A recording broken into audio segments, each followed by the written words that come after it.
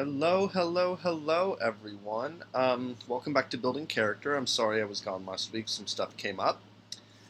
Before we get started on tonight's character, we are proud members of Foolsman Entertainment and affiliated with um, D20 Radio Network. Wow, my brain is mush today. I think it's the coming summer. We also partnered with Metallic Dice Games. Enter the code STORYTOLD10 on your order to receive 10% off. Really great dice. Um, so hi everyone. I'm a little nervous tonight because I've only made a couple characters with this game, um, but it is really cool. Tonight we're going to be doing Dune: Adventures in the Imperium, the role-playing game, which kind of came out with the new movie, and it's really cool. The art is really evocative and in the style of the new film. And it is from Modifius and Legendary, and it's part of their 2d20 system. So for the system that you'll be using, primarily it's the base of 2d20. The other games they have in this are things like John Carter of Mars, and that whole Burroughs series, which is really cool. They also did Star Trek with it. think they have. I think they're doing some other games with it. I'm not 100% sure, but I do know John Carter of Mars and Star Trek are both part of this 2d20 system. I do know that people either love or hate it. I haven't got to play it myself, but we're going to make a character for it as if I were going to be joining a Dune game. So, you see that I have on the screen two sheets open. We have the character sheet and the form-fillable house sheet. And I think I have these in the right order on the screen. Let's test this to make sure. Yes, okay, perfect. Yeah, so this is the sheet where you build your house. The cool thing about this game is that typically the suggested model is that as a group you collaboratively build your house together. Um, and that's really, really neat. I'm just going to give you a look at this sheet here. Now, a lot of this I'm not going to fill out because it's just going to serve as my basis for the character I make. So what I'm really concerned about um, right here is this first half of the sheet, where you have your house name, your home world, your type of house, your traits, your crest and motto, and then domains. So why don't we dive in and get started? So we're opening the book. It's really, really cool. Creating your house starts on page 85. Um, let's see. So first things first is there's different types of houses you can make. You can make a nascent house, which doesn't have any starting things like threats, and they only have like a secondary domain. You have a house minor, which is one threat per player. So I'll kind of probably come up with one threat since I'm the only player that there is for this example. You have house major, which has two threats, and great house, which has three. To kind of give you an example, house Atreides would be kind of like, from my understanding, House Atreides would have been a house major until they got to Arrakis, and they would have been a great house. That's kind of how I'm thinking it. So I think for this, to kind of make this a little bit easier to parse, I think I'll do a house minor. So this, what they say about house minor, it's an established house minor. It's one of the most important of the vassal houses that serve a house major. That they have strong tradition or dedication and service to their patron, which would be their great house, but they have not established themselves far from their home planet, and that becomes important because it kind of defines the scope of your game. A house minor game would probably consist of a game entirely or primarily on a house, unless they started gaining more power. Um, their holdings would cover about a third of their world, or might be sent upon a moon controlled by their house major. I kind of like that idea. I might go with that. They must constantly jockey for power among the other minor houses that also serve their house major as rivals for that great house's favor. Cool. So, with house minor, it's going to be one primary domain and one secondary. Ooh, that is very tiny font.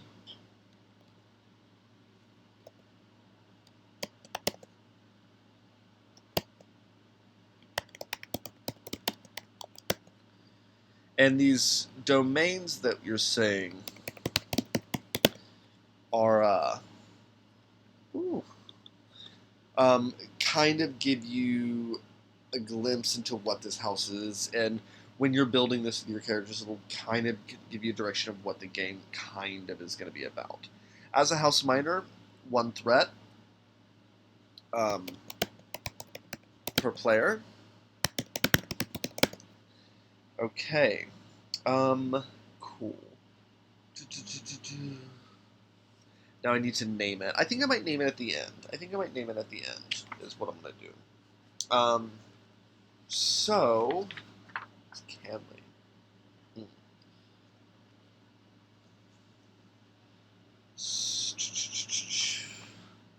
So how does this work? So gaining a primary domain is one of the ways a house minor can distinguish themselves. Their patron house may take all the credit until they can move out of the shadow. A primary domain marks such power that most enemies look for easier pickings. When a house assumes it is unassailable, A secondary domain is an area the house is known for, but not their main source of income, but it's still lucrative. They're considered a serious contender for that area of business, but is far from a controlling monopoly.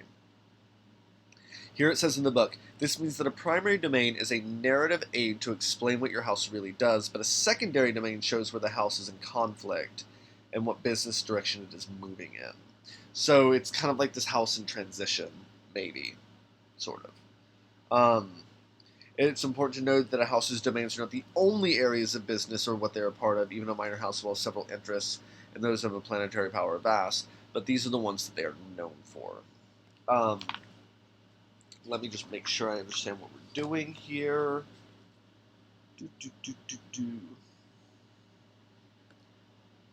Okay, right. So I think that this house produces, I think, farming, but I'm thinking they might do something like honey.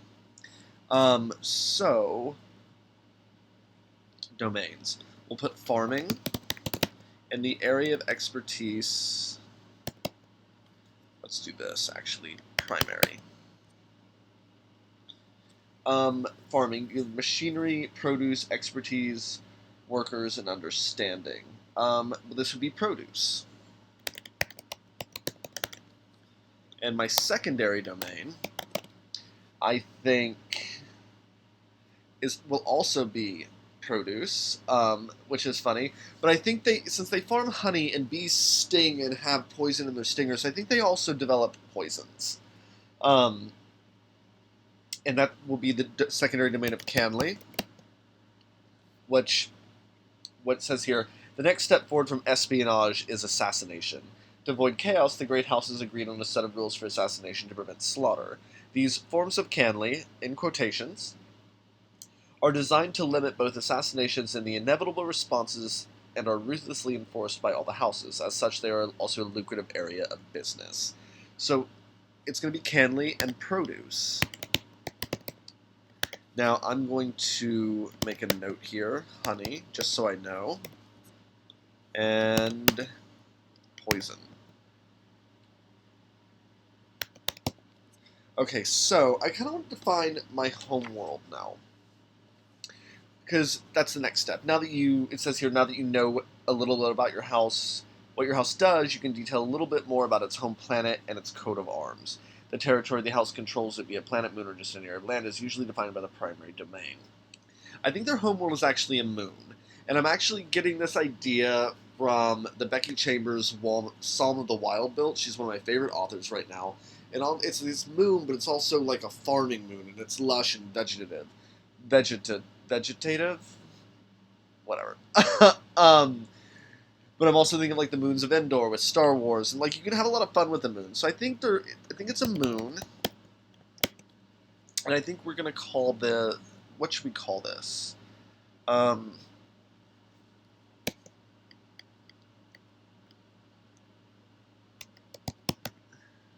Maybe we'll call it Henla. Oh, that got bigger. Oh, I like that. Oh, that makes me happy. Is anyone even out there tonight? Who's watching? Anyone? Bueller? Just checking this.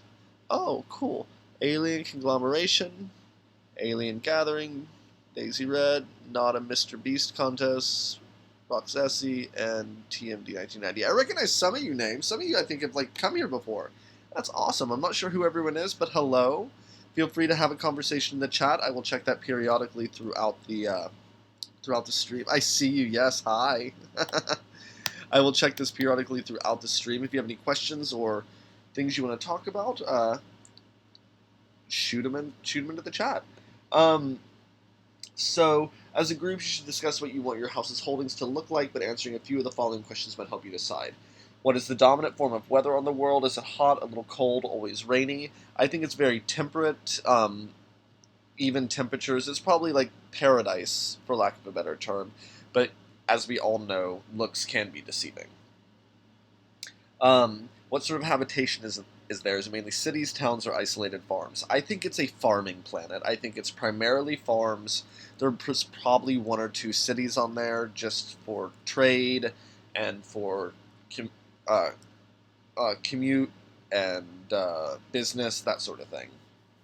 What is the crime rate like? Is the place peaceful or violent? How soft or hard is the house on crime? I have a feeling there's probably, due to the fact that they create honey, which is probably interesting. I mean, it's not the spice melange, of course, but I'm sure honey is probably a delicacy in some capacities, and very versatile. I imagine there is low crime, but they are very, very heavy on it, especially considering the fact that they also make poisons. How much of the house's wealth is put into the community? Do they keep for themselves, or are they holdings full of public works and support systems? I think because it is a farming planet, a lot of money is put back into it in order to maintain their crops. Banners and arms. Each noble house has a coat of arms they proudly emblazon on all their holdings to remind everyone of what is theirs. The heraldry of the Imperium is nowhere near as complicated as that of Old England, but still serves a clear symbol of each house. Most houses have a banner made up of one or two colors and a crest, which might be an animal, an object, or even a chemical element. The colors might be representative on their banner, divided horizontally, vertically as a stripe, or usually behind the crest. I think, let's scroll over here. I think, whoa, it wants me to select an image. Well, I will figure that out.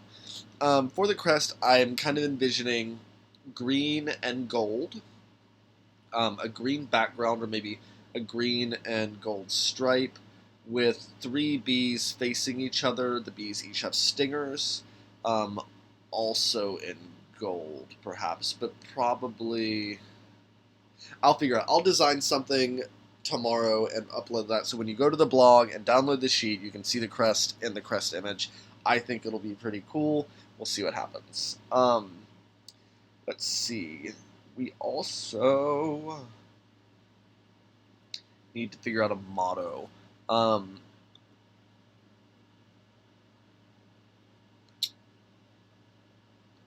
What would be a good motto? Guys, how about you in the chat? If you have any ideas for a house motto for this house, remember, they are farmers, they work in honey, but they also deal in poisons. Please feel free to put them in the chat. The one I like best will become the house motto for House Henla, which I'm also calling. They've probably held this moon for quite some time. Ooh, that's not good. There we go. So house traits. So the final element of creating the house itself is to select its traits. They start on page 102, so I'll go to that in a second. These traits can be used by any of the player characters who are recognized as members of their house and imply the reputation the house has within the Imperium. The player spends 1 momentum. That's a trait you have in the as a character. Let's see. Okay, you spend momentum to use the trait. Each house begins with a trait for any primary domain it has. This trait is the same as the area of expertise for that trait. So, my trait is produce. I'll find out what that means in just a minute. Each house also begins with a descriptive trait for its reputation. This might be honorable like the Atreides or brutal like the Harkonnen. This trait details the way the rest of the Imperium sees your house and expects its agents to behave. Other traits may be gained or lost by the house during play, usually after an important event that changes their reputation in the Imperium. I think... Where can I put the reputation? Roles, enemies... Cool. Oh, that's right. I think I do have an enemy.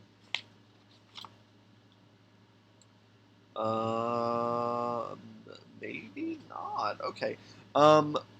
Let's... I'm going to put...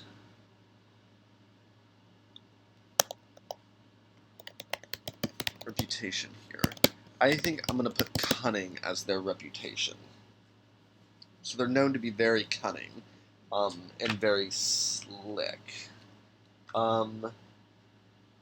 You basically choose roles, as you see here, for ruler, concert heir. Those are NPCs or sometimes yourself.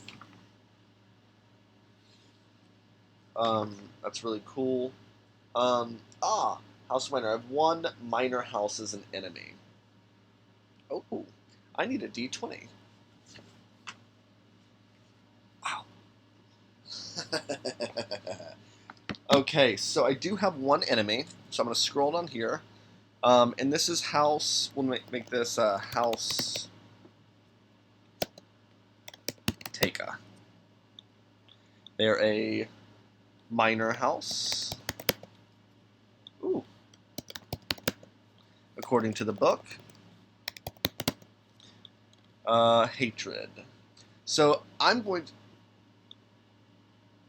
Ooh. I like... Okay, that's a cool motto. I'm going to save it for the very end to determine what my motto is. See if anyone else might chime in. But that's a pretty good one so far. I like that. So now I'm going to roll randomly on this beautiful die I have acquired. Um, it's really pretty, huh? Um, to determine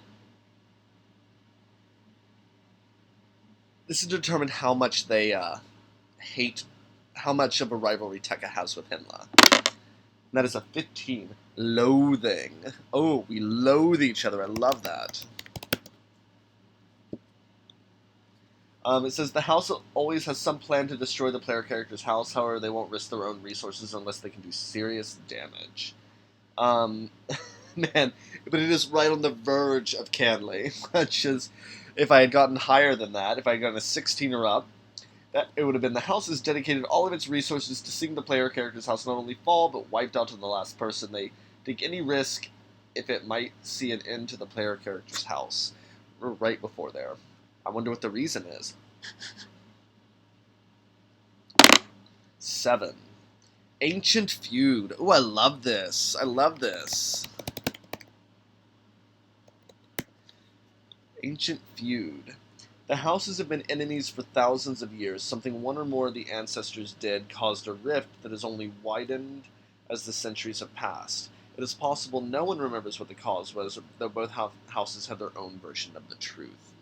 I think that House Tekka probably makes ships and technology, and that pollution was probably harming the bees. I will totally make a metaphor about the current state of affairs in this world today. Nature versus modernity. Did I spell that right?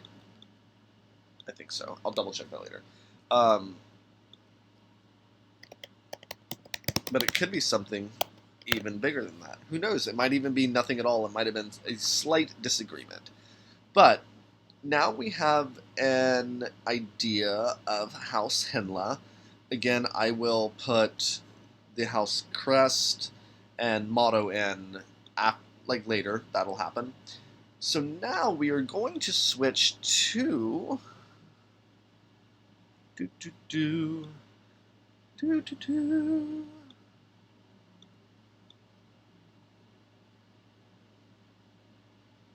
Did that switch? Thomas, can you tell me if those switched right, please? I can't tell.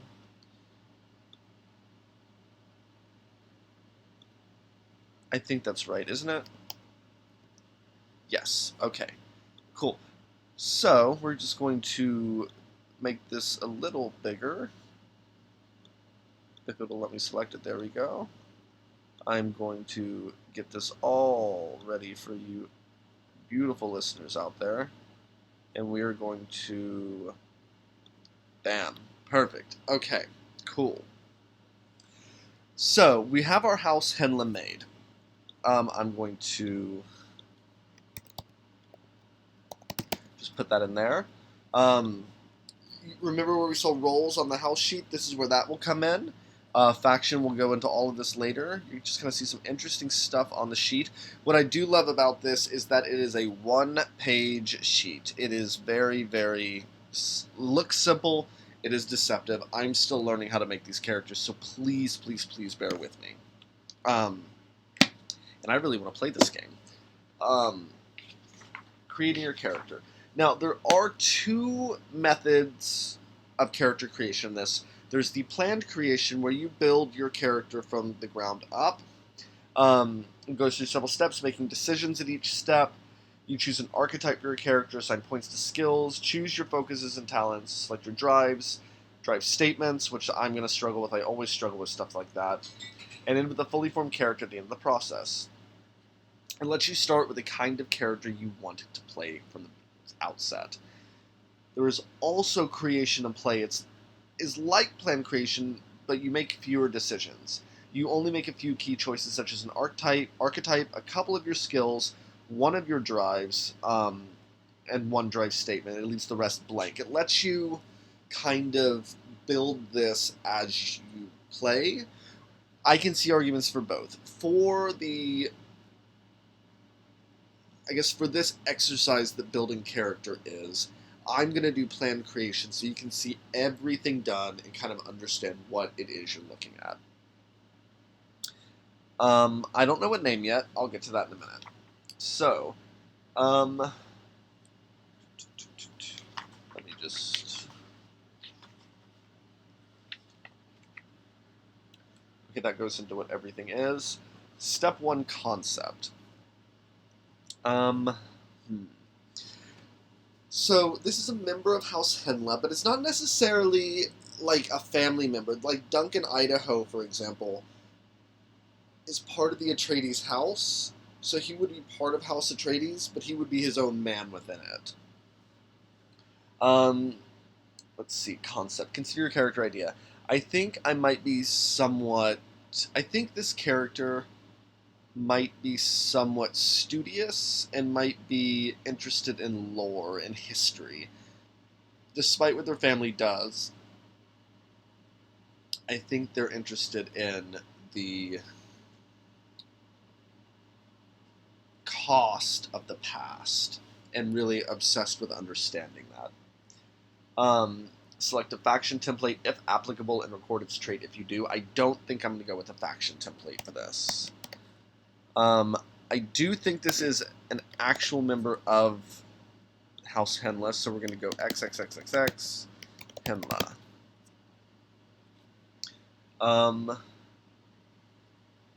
Next, I choose or adapt an archetype from the list and record its trait.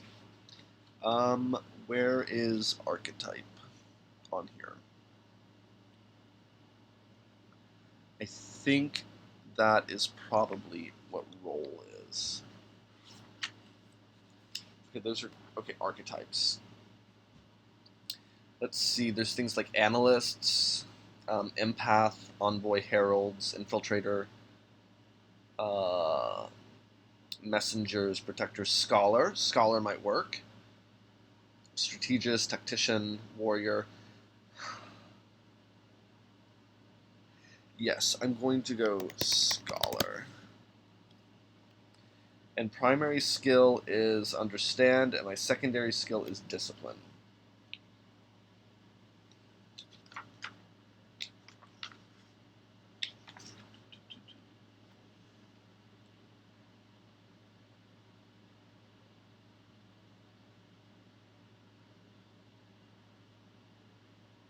Yes.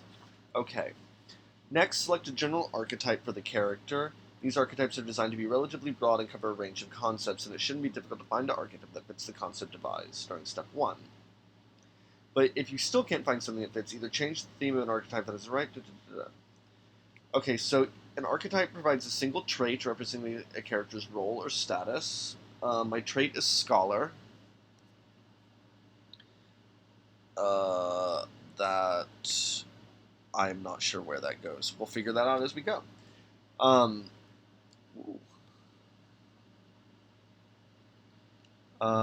Let's see. One skill is marked primary and one is marked as secondary. These skills will be increased in the next step. Okay, so I just need to scholar. So understand, I'm going to put an X here just so I know to come back to it. And discipline, I'm going to put a little X there into that. Focuses. The character receives 2 focuses for their primary skill. Suggestions, these are provided, but you may choose your own if you desire. Okay, so focuses are data analysis and deductive reasoning. We'll come back to that. Talents. The character receives a single talent. Suggestions, this are provided, but you may choose one of your own if you wish. So intense study. Let's put that here now. We might go with something different. Ooh, that's weird.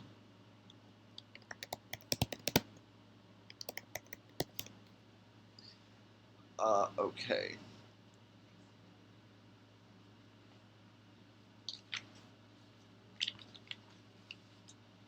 So yeah, so when I look at scholar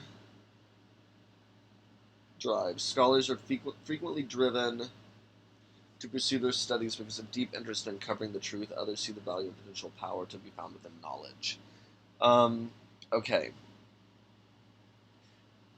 Okay, so if I go to skills, my primary skill listed for my archetype is rated at 6. So my primary is understand, so that goes to a 6. Your secondary is at a 5. And my... That was weird. Why is that doing that?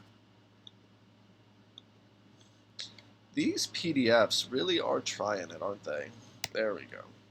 And then your other 3 skills are rated at 4.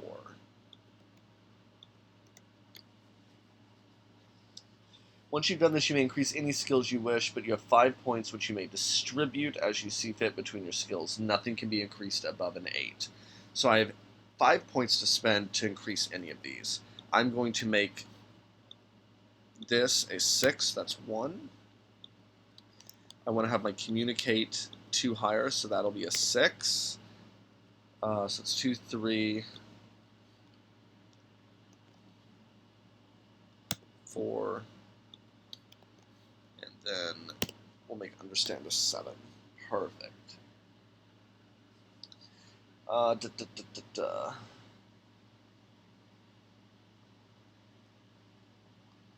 Okay, starting now we move on to focuses. Oh, I get it. Oh, this she really is trying it, man. I mean, hello. Okay, okay, okay. I'm an idiot. Ah! Okay, so starting player character has 4 focus representing areas of expertise and specialization beyond the broad skills. These focuses will each be associated with a single skill, which represents the skill which will use that focus most often, but any focus can be used with any skill. It kind of depends on what happens in the narrative. You've chosen your archetype will provide 2 focuses, one of which will be associated with the archetype's primary skill, and the other of which will be associated with the archetype's secondary skill. While you must pick a focus for your primary skill and for your secondary skill, you need not pick the ones listed for your archetype. Now, where are these listed? Oh, that's right. These are actually for... These are actually, like, earlier in the book. I don't know. These layouts do it.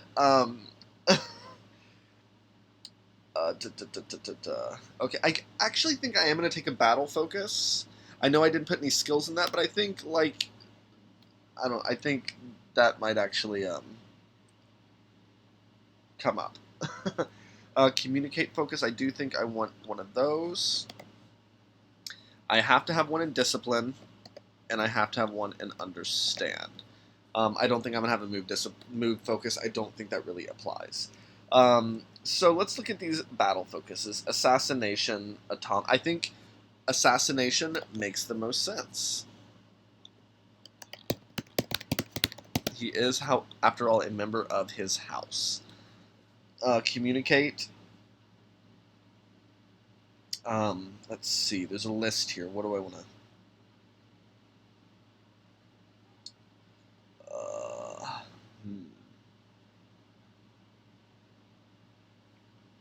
I think his communicate is listening. Let's see. Let's go to discipline. Now remember, with my scholar, my focuses are data analysis and deductive reasoning.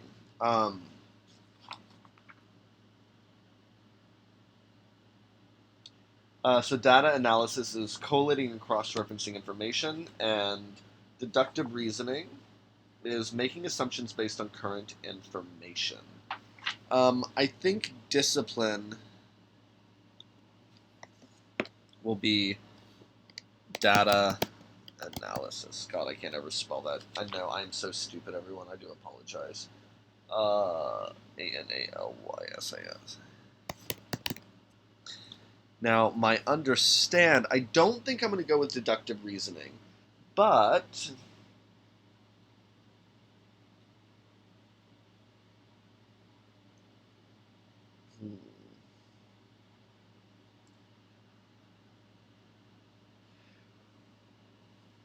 I can't decide, and maybe you out there could maybe help me decide. I'm torn between genealogy, house politics, and imperial politics. I think all 3 of those kind of work. There is also, however, an understand focus of Canley and the assassination, which I think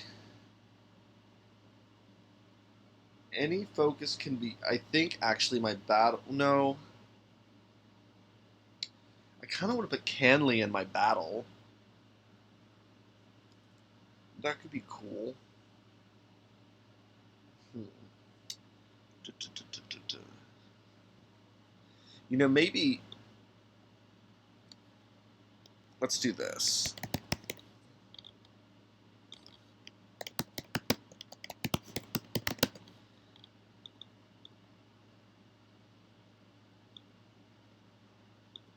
I kind of like that. That kind of works for me.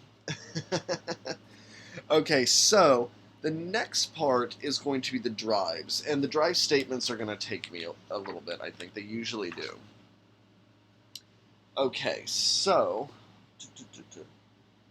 Oh, actually, I take that back. First thing is talents. A starting player has 3 talents representing special abilities, advanced techniques, and other significant benefits. Um, your chosen archetype will provide a single talent and will suggest several options which are appropriately thematic for that archetype. So, um, yeah, it gives me the intense study, so I have to choose 2 more. So, let's see if we can find talents. So, what does intense study do? I think I'm probably going to take that. It makes the most sense for what he does. So you are extremely well read with vast amounts of knowledge about a wide range of subjects.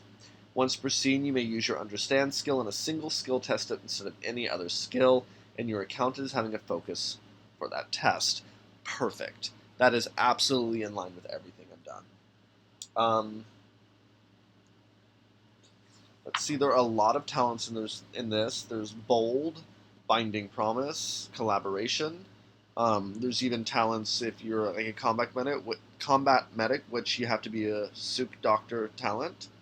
Cool under pressure, decisive action, nimble, other memory, which is a Bene Gesserit thing. Imperial conditioning, which again, Sook Doctor talent. Um, hmm.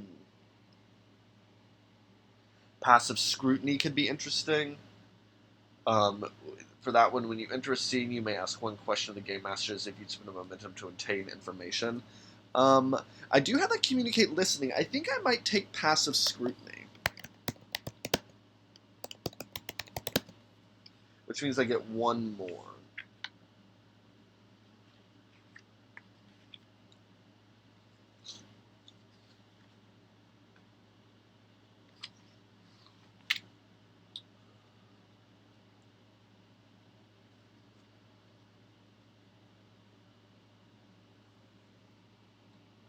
That's cool. Putting theory into practice. Once per scene, when you obtain information, you may create a trait for free, which must represent advantages, opportunity, or weaknesses you've identified with the information you received. That's kind of cool, but I don't think it's right for this character. Um, Specialist.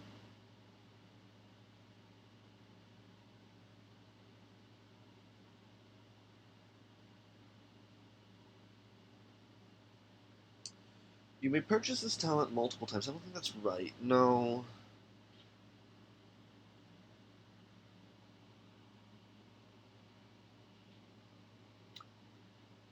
Huh.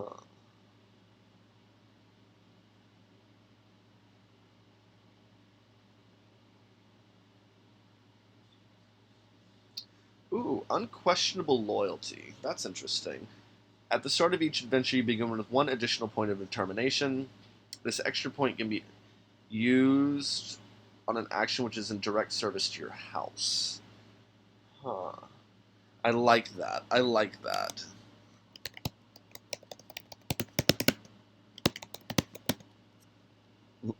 Wow. Okay, that was special, even for me. So I'm just going to put 1 there because I know I automatically get 1. Okay. So we've done focuses, we've done talents, now drives. Each character has 5 drives, and we're going to go up here, and they have drive statements that apply for what you do.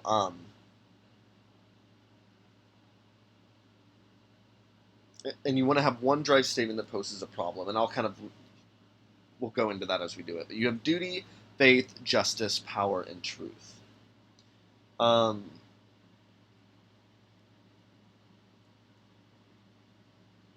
let's see. These are rated between 4 and 8. Um, representing how important the drive is to the character, with 8 representing the most important thing to the character, while 4 represents something the character cares little about. I think truth is probably his primary, and duty is secondary. I think faith is his that. Justice and power. I think I did that right. 8, 7, 6, 5, 4. Perfect. Once you've defined the order of your character drives, you need to define drive statements. Now, they actually offer some example drive statements in here, which is very helpful. So what I'm going to do is I'm probably going to pull drive statements from the book just to make this easier on me. Again, if I were playing, I would very, very, very much make it my own, but I really struggle with this without having context in the plot that we're playing. So let's start with duty. I like this. I know my responsibilities.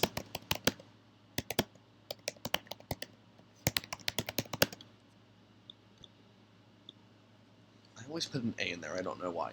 But I feel like this ties in with the unquestionable loyalty that he or she, I haven't decided. I'm kind of weirdly thinking she, for this character, to her house. Yeah, I think I'm going to go she. Faith. I think I'm going to go machines are things of corruption. Are things of corruption. And I think that's probably going to be the problematic one for this Lady Hinla. Probably not an heir, maybe a second or third daughter. Who knows? I imagine she has a big family, weirdly. Justice.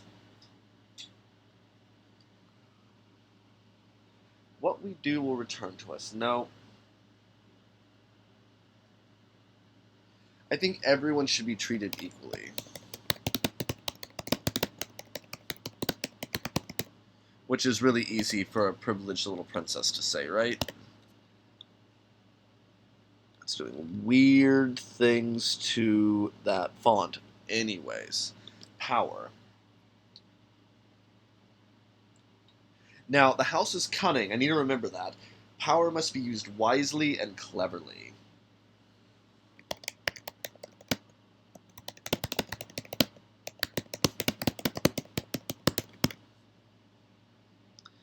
Ooh, okay, truth. Truth. This is her most important.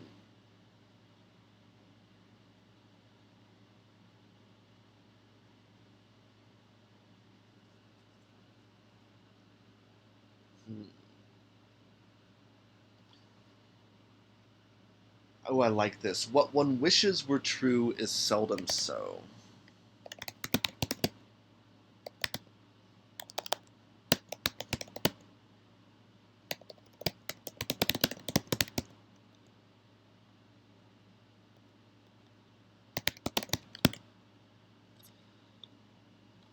I don't know what is going on with that font. That is really bizarre.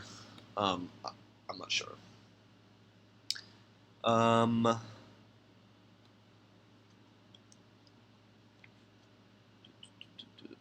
see. Ambition.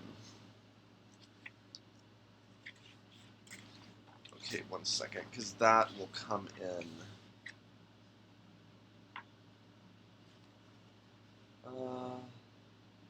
I'll do assets, ambition. I'll do assets last. Oh, cool.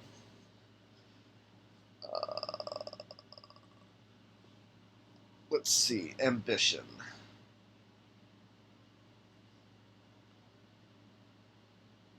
So it's based on your highest rated drive. So truth ambitions often include uncovering knowledge or revealing secrets, concealing knowledge or protecting secrets, spreading knowledge, including propaganda or misinformation, or exposing the lies of others. Let me read the example here. So her ambition is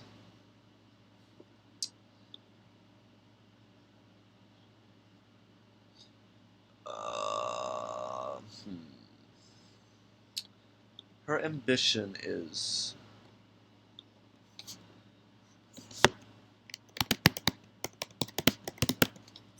to protect the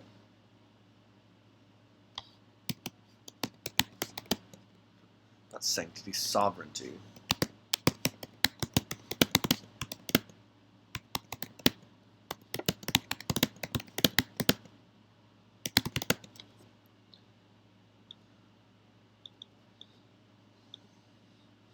So I think what this character is shaping up to be is would be probably in a minor system against House Tekka. So this is what's really cool about this is this game would have nothing to do with the spice. It would just be set in this world. We might hear about it, like spice would definitely come into play with the Spacing Guild and all that good stuff. But this isn't about the spice. This would be about the feud and the war between these two families. And understanding that truth is not necessarily what you think it is. That's kind of cool.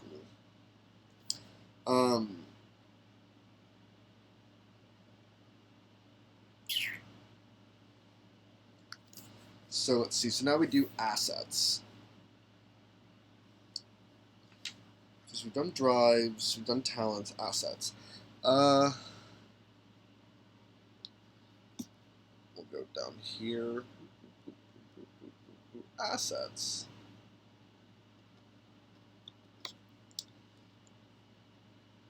Each asset is a special kind of trait, which describes a tool, resource, or something else useful which a character possesses.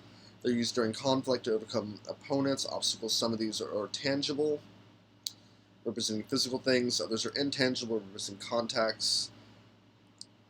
A character starts with 3 assets, one of which must be tangible. So it's a special kind of trait, 143 to 144. Let's go.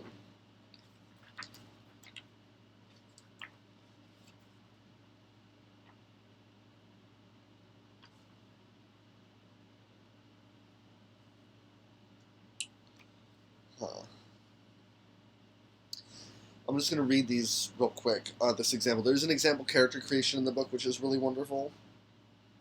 So the example character has a knife, a vehicle,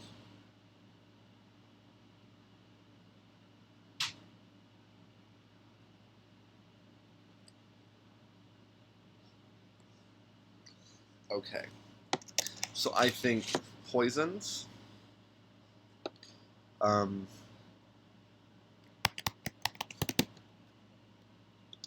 Why can't I ever spell that? God, you guys must think I'm like the dumbest thing to ever walk the face of the planet. I can't spell at all. It's really bad. Like, really, really bad. I want to spell everything phonetically, which is ridiculous. I think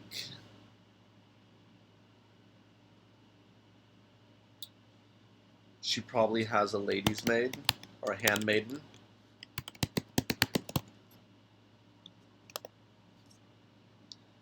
And I think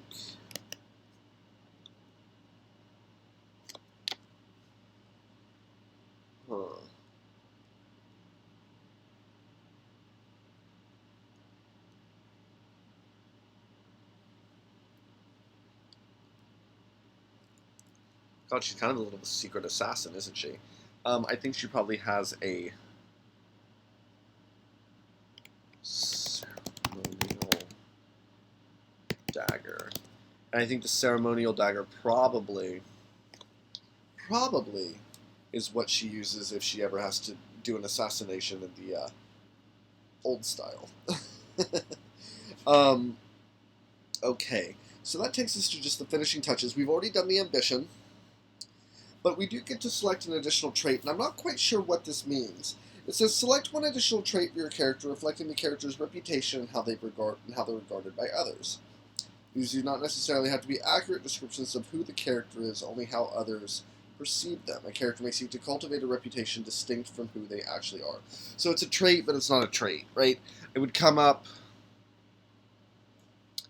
I guess this goes up here in personality traits. Um, I think she is seen as studious and clever. She's a great listener and quiet. I think that it, but also good with analyzing data. I think wise, or astute. I think astute might be more better.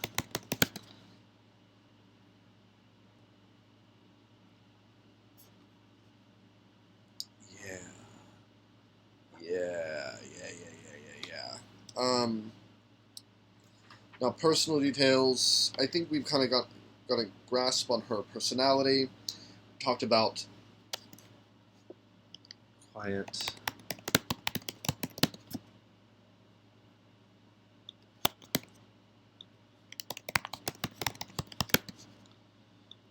Let's see. She has a large family. In terms of relationships, six. No, let's say 7 siblings. Middle child. Um,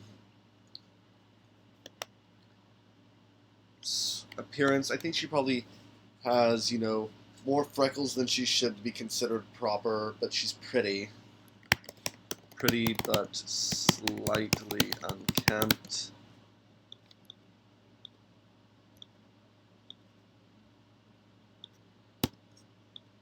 Did I spell that right? I did. Yes. Haha. I do know some words, everyone. Um, Now names. Let's look at.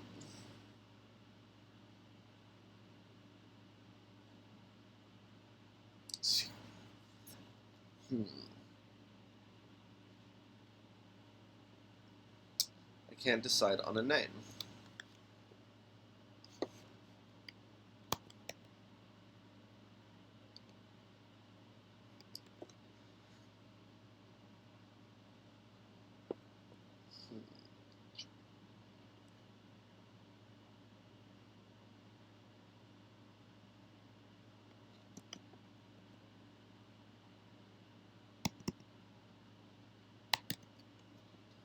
Maybe Melis? Melis Hinla? No, that sounds like a great spinster aunt, doesn't it? Um, hmm. Veneria Hinla. No, that sounds like a venereal disease. Um, Shit. Valena?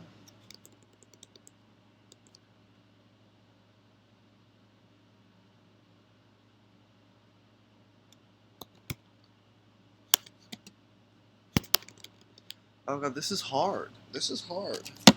Let's see. Let's go to the trusty internet, see if there's a Dune name generator.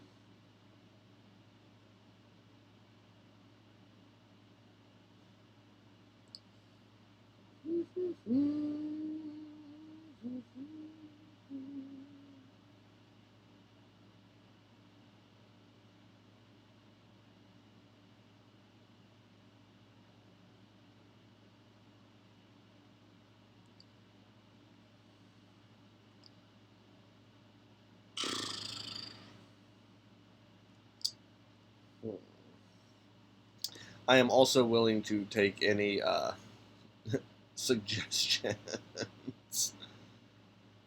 Uh,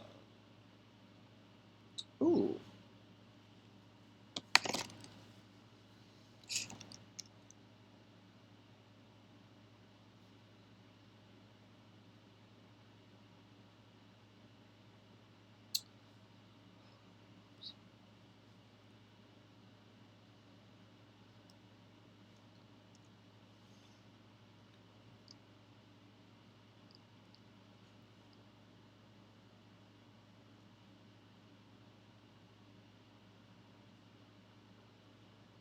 I did find a name generator. This is fabulous.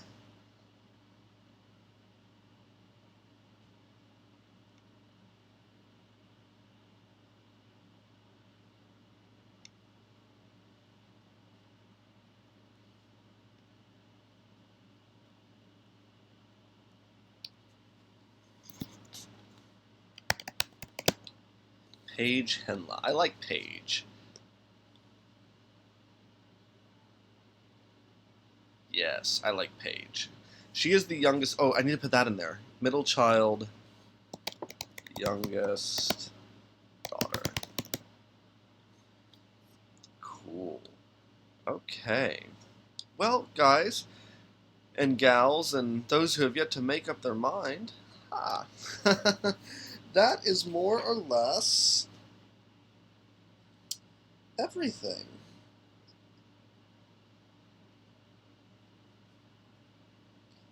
So let's just make sure I have everything. 3 assets, 3 talents. Wait,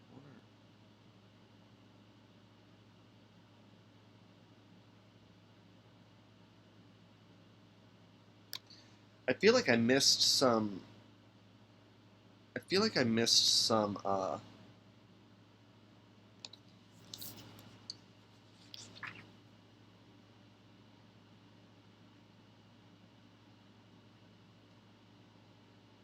Oh, sorry. Um, I don't have a drive statement for. I messed that up. So I misread something. You don't have a drive statement for those. You only have it for your 3 most important drives. I feel like these traits I kind of missed something on.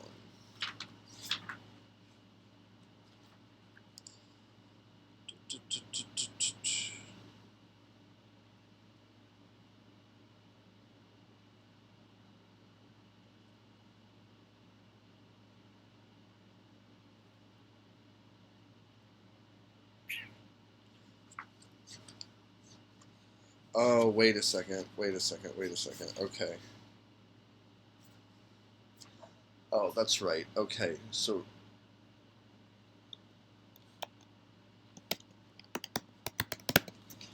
that's right. Okay. So those are my traits, the scholar and the astute.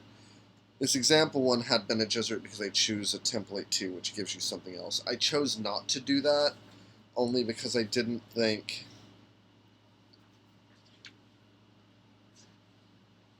Because you have to take mandatory talents and archetypes and stuff.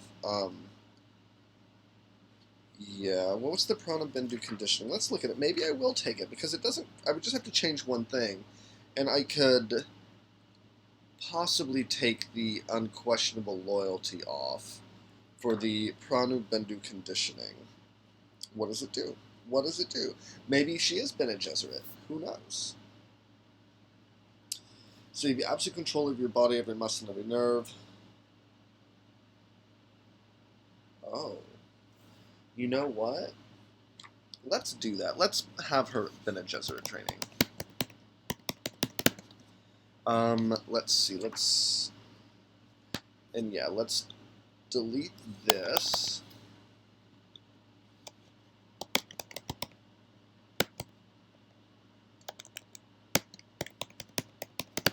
I like this. I think they would probably send their youngest daughter to a Bene Gesserit school for that.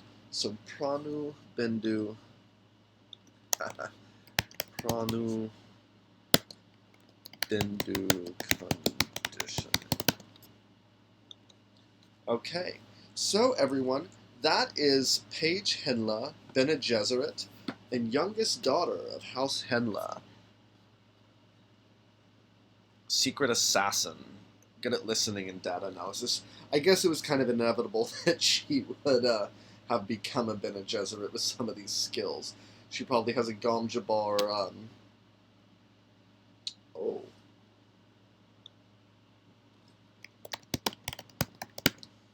Did I spell that right? 1 second. Let me make sure I spelled that right.